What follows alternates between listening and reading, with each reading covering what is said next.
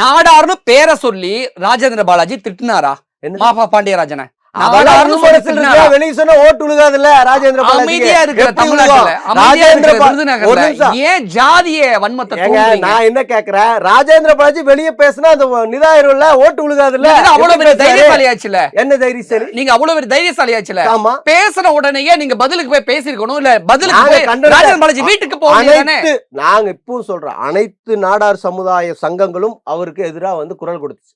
அனைத்து இதுல ஏன் சார் ஒட்டுமொத்த நாடார் சங்கத்தை இணைக்கிறீங்க? இங்க பாருங்க, மிரட்டுறீங்க.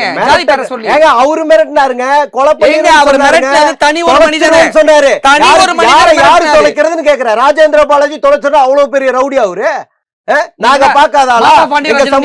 திருநெல்வேலி தூத்துக்குடி பகுதிகளில் அனைத்து அமைச்சர்கள் இருந்து எல்லாருமே இருக்காங்களே திமுக. மாஃபா பாண்டியராஜனுக்கு நீங்க அடியாளான்னு கேக்குறேன். நான் அடியாள் கிடையாது, சொந்தக்காரன். நான் சொந்தக்காரனா நான் கேள்வி கேட்பேன். அவரோட ரத்தம்